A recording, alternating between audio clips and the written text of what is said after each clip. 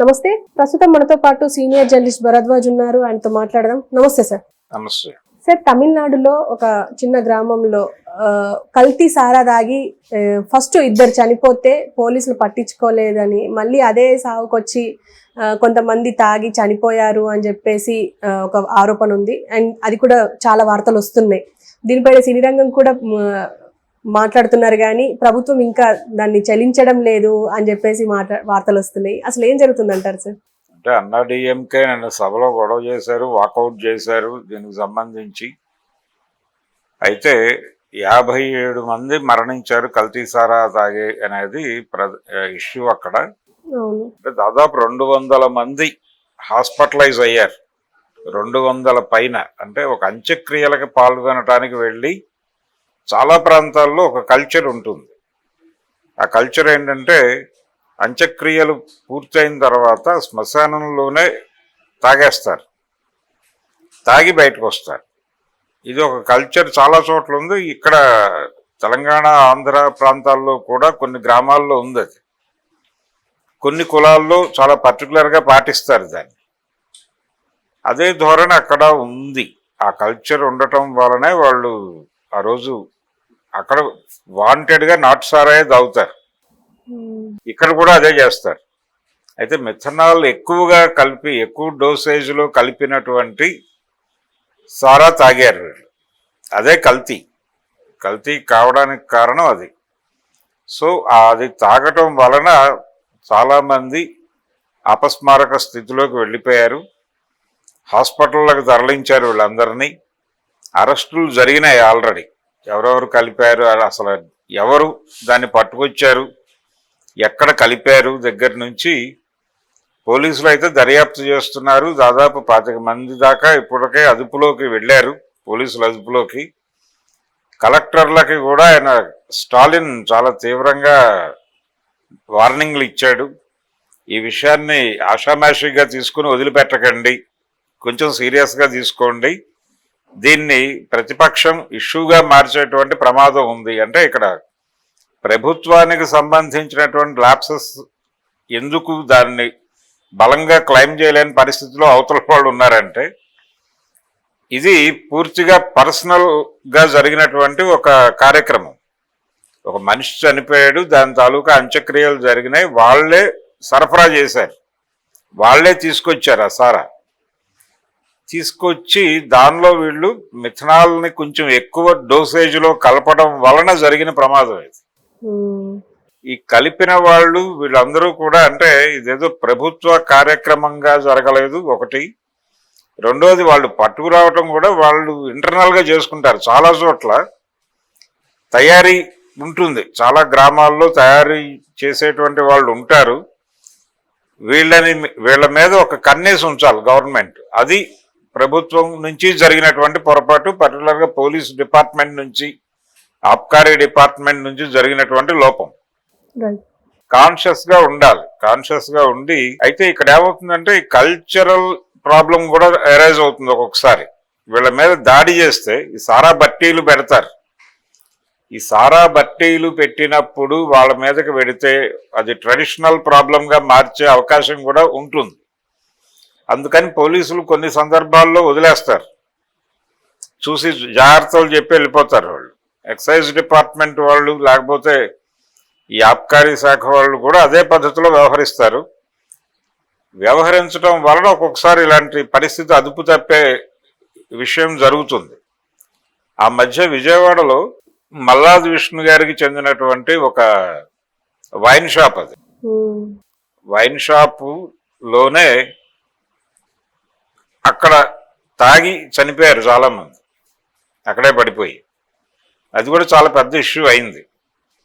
తర్వాత నెమ్మదిగా మర్చిపోయింది ప్రపంచం. ఆ తర్వాత ఆయన ఎమ్మెల్యేగా కంటెస్ట్ చేశాడు, గెలిచాడు. మొన్న ఎన్నికల్లో ఆయనకు టికెట్ ఇవ్వలేదు, నిలబడలేదు. కాబట్టి గెలుపు ఓటములతో సంబంధం లేదు, ఆయన వైసీపీలో ఉన్నాడు ఇప్పుడు.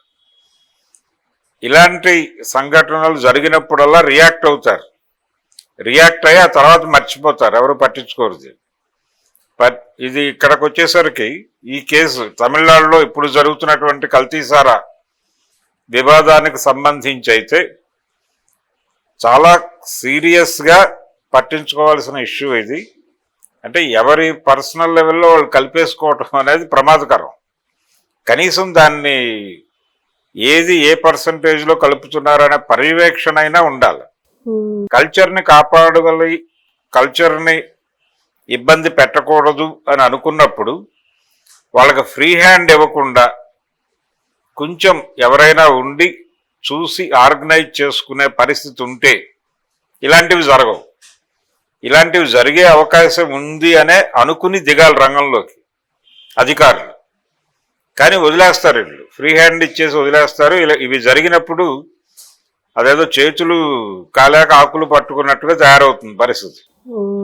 ఆయన అయితే హడావిడి చేస్తున్నాడు, సీఎం గారు స్టాలిన్ హడావిడి చేస్తున్నాడు.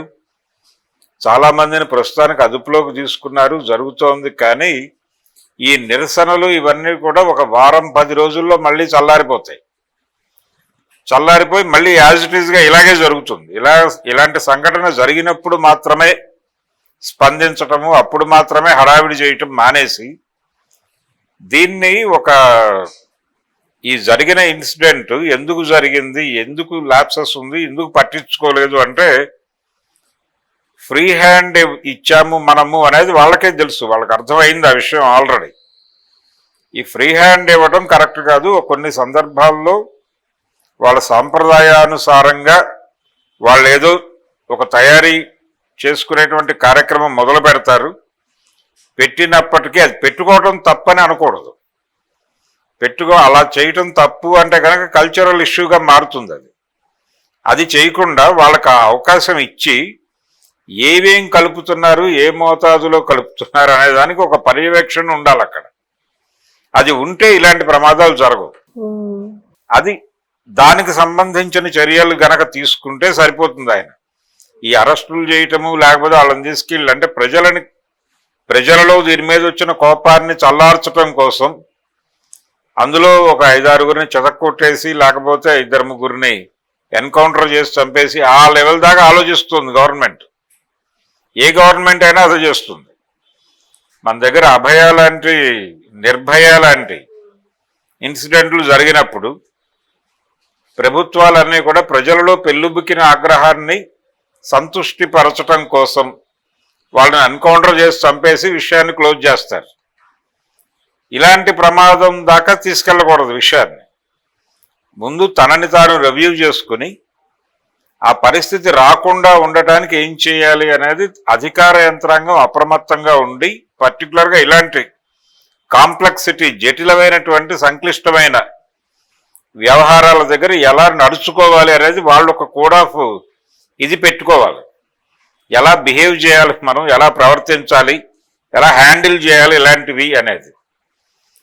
పోలీసులకు తెలిసింది ఏంటంటే ఒకటే విద్య, లాఠీ ప్రయోగించటము, ఇన్సిడెంట్ జరిగిన తర్వాత హడావిడి చేయటం, అరెస్టులు చేయటం. ఇన్సిడెంట్ జరగకుండా ఏం చేయాలి అనేది ఆలోచించాలి. ఇవి రెగ్యులర్గా జరుగుతాయి. ఇది కల్చర్. చనిపోయినప్పుడు అంత్యక్రియల సమయంలో తాగటము, సారా తాగటం, కాపు సారా తాగటం అనేది చాలా ప్రాంతాల్లో ఉంది. దాన్ని కాదని అంటే వాళ్ళు హర్ట్ అవుతారు. కాబట్టి దాన్ని గుర్తించి అక్కడ కూర్చుని వాళ్ళు ఏం తాగుతున్నారో మీరు చెక్ చేసి ఒక రోజు కేటాయిస్తే అక్కడ పని అయిపోతుంది. ప్రమాదం లేకుండా విషయం గడిచిపోతుంది.